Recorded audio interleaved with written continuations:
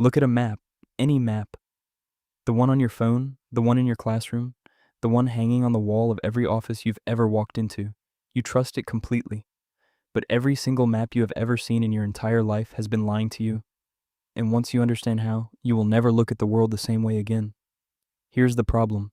The Earth is round. Maps are flat. And it turns out, it is mathematically impossible to convert one into the other without distorting something.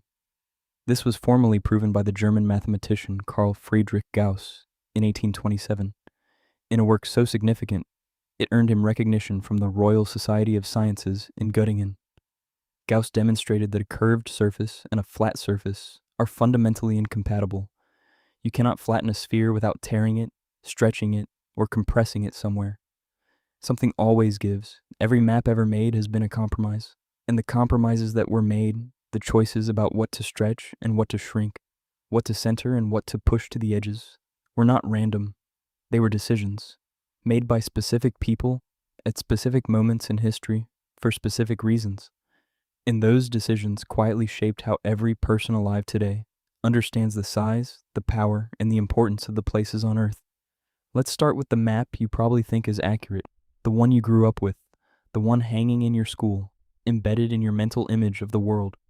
It's almost certainly the Mercator Projection. In 1569, a Flemish cartographer named Gerardus Mercator published a new map of the world. His goal was entirely practical.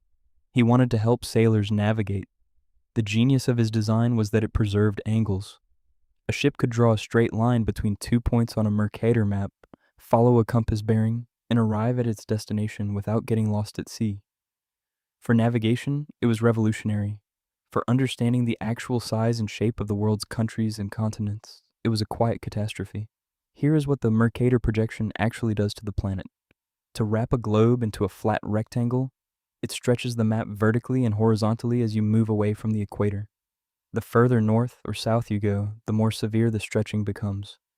This means countries near the poles appear dramatically larger than they actually are. And countries near the equator, the warmest, most densely populated regions on Earth, appear far smaller than they truly are. The results, once you see them, are almost impossible to believe. Greenland, on a standard Mercator map, appears roughly the same size as Africa. It sits up near the top of the map, enormous, filling the North Atlantic with its pale mass. But in reality, Africa is 14 times larger than Greenland. You could take the entire landmass of the United States and fit it inside Africa, then fit China beside it, then Europe, then India, and still have room left over. Africa is the second largest continent on Earth, covering more than 30 million square kilometers. But on the map that is hung in classrooms around the world for over 4 centuries, it looks modest, manageable, about the same size as a large island. Russia appears colossal on a Mercator map, and Russia is enormous, the largest country on Earth by land area. But the projection inflates it still further, making it appear nearly twice its actual size relative to countries near the equator. Canada balloons outward. Alaska looks larger than Brazil.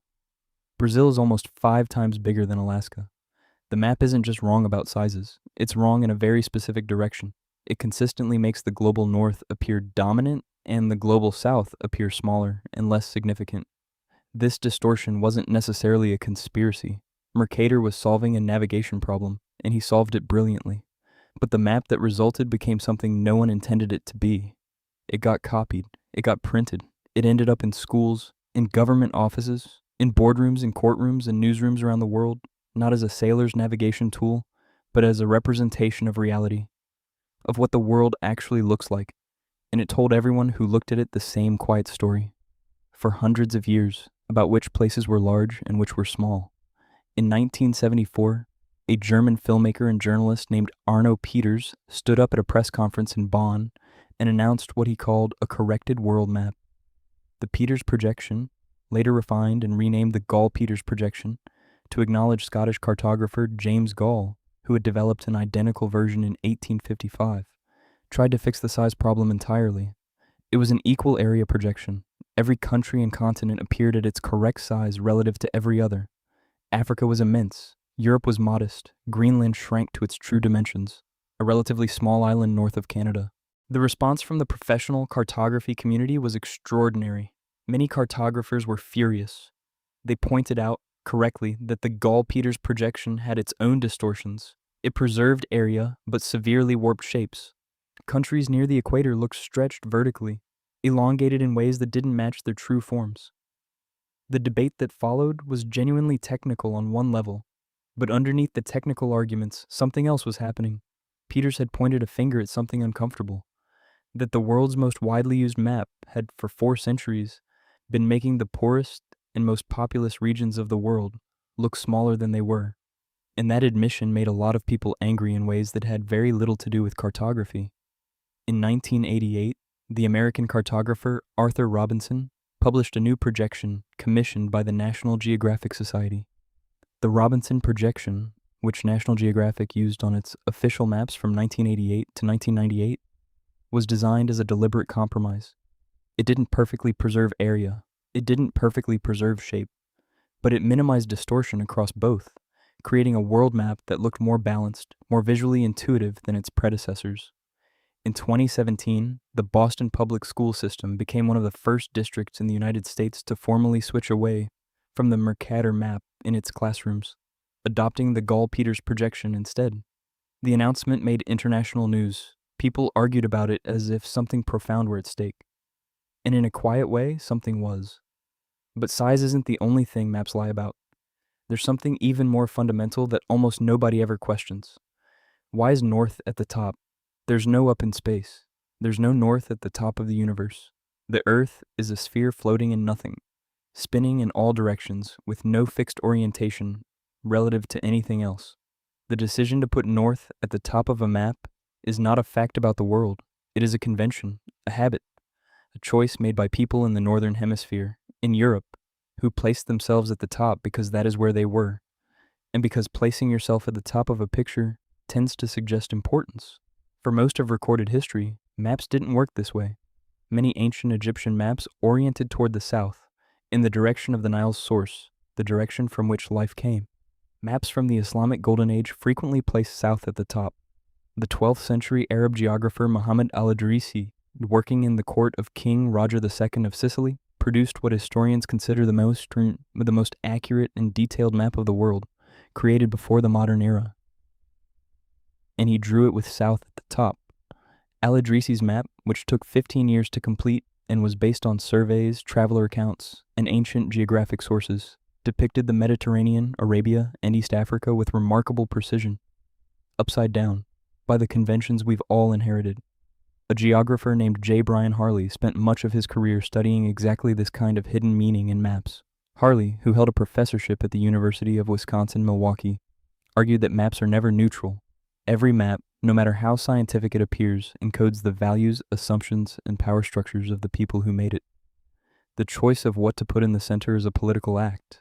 The choice of what to make large and what to make small is a political act.